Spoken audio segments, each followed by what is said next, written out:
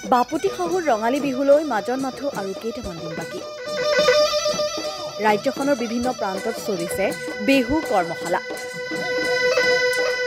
ঢুলিয়াৰ ঢোলৰ মাতৰ ৰজন জনাই থকা বিহু কৰ্মশালাসমূহত আনন্দত আত্মহাৰা নাচনীসকলেও কঁকাল ভাঙি নাচিছে বিহু নাচ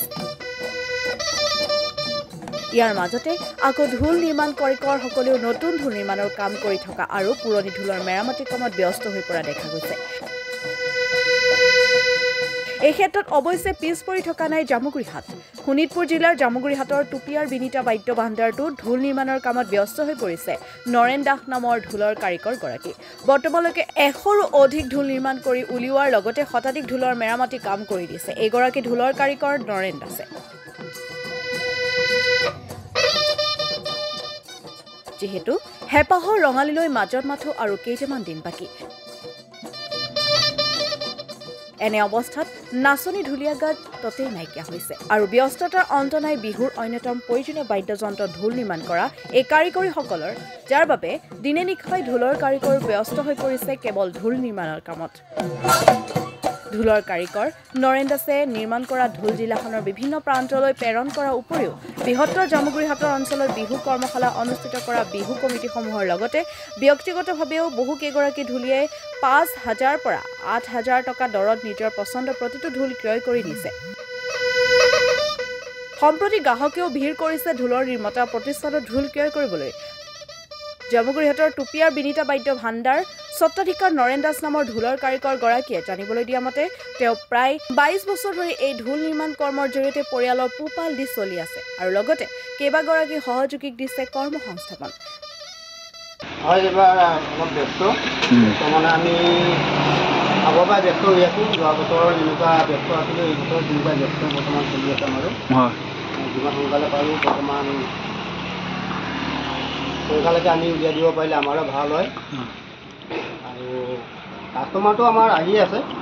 আৰু বেচা বিক্ৰীও দুই এটাকৈ হৈ আছে পুৰণা ৰিপেয়াৰিঙো বৰ্তমান হৈ আছে আমি যিমানখিনি আগবাঢ়িব পাৰোঁ ভাল ৰাইজৰ কাৰণে আমাৰ শুভেচ্ছা জ্ঞাপন থাকিল হয় দেখিছোঁ যে বিভিন্ন ঠাইত কৰ্মশালাবোৰ হৈছে ঢোল বাজানৰ প্ৰশিক্ষণো হৈছে আপোনালোকৰ কেনেকুৱা ধৰণৰ এইবাৰ আছে মানে এতিয়ালৈকে সময় আছে বাৰু বহুতো কৰ্মশালা হৈ আছে আৰু আহিছে বৰ্তমান বেচা বিক্ৰী অলপ হৈছে আৰু এতিয়ালৈকে সময় এতিয়ালৈকে বহুত আছে কৰ্মশালাৰ কাৰণে যিখিনি ঢোল বেচিবলগীয়া আছিল যিবিলাক নিবলগীয়া আছিলে নিলে বাৰু আৰু বৰ্তমান আৰু এতিয়া আছে নিবৰ কাৰণে অৰ্ডাৰ আহি আছে আৰু কিমানৰ পৰা আৰম্ভ হৈছে আপোনালোকৰ দামবিলাক ঢোলৰ দাম 550 ভিতৰৰ পৰা একেবাৰে 8,000 8,500লৈকে আছে আপোনাৰ 3,500 আছে 2,500 আছে 8,500 আছে 550 আছে মানে লাষ্ট 550লৈকে আছে সৰু ঢোলো যথেষ্ট দেখিছোঁ সৰু ঢোল আছে বৰ্তমান এই ল'ৰা ছোৱালীৰ কাৰণে এতিয়া সৰু ল'ৰা ছোৱালী কাপোৰ কানি নালাগে খালি বিহুৰ কাৰণে খালি ঢোলটো বিচাৰে এইবিলাক হ'লে খেলনীয়া নিচিনাকৈ আৰু সিহঁতে 2-4 দিন বজাব ফূৰ্তি কৰিব তাৰপিছত পেলাই দিব সেইকাৰণে সৰু ঢোলটো আমাৰ অলপ বেছি চলে হয় বস্তু বাহনীৰ যিহেতু দাম বাঢ়িছে চামৰা তামৰা পাবলৈ কেনেকৈ দাম বহুত বাঢ়িছে যোৱা বছৰ যিমানখিনি দাম আছিলে এইবাৰ তাতকৈ অভাৰ বাঢ়িছে আৰু চামৰাটো পাবলৈ অলপ কঠিন হৈছে আমি বাহিৰৰ পৰা আমি অৰ্ডাৰ কৰি কিছুমান বিচাৰি আমি আনিবলগীয়া হৈছে বৰ্তমান আজিও 8-20 মান মাল আহিছে বেছি মাল অহা নাই আৰু মাল আনিবই লাগিব এতিয়ালৈকে ঢোল নিৰ্মাণ কৰি আছোঁ আৰু এতিয়ালৈকে ফিটিং হোৱা নাই এতিয়ালৈকে ফিটিং হ'বৰ কাৰণে আৰু এসপ্তাহমান লাগিব সকলোৱে মানে যিমানখিনি পাৰিছোঁ আগবঢ়াই কৰি বাঢ়ি গৈ আছে আৰু জামুগুৰিহাট টুপিয়াৰ চেণ্টাৰটো ওচৰতেই বৰ্তমান মোৰ দোকানটো আছে চাইনবৰ্ডো আছে বিনীতা ভাণ্ডাৰ বুলি লিখা আছে আৰু মোৰ ফোন নম্বৰো দিয়া আছে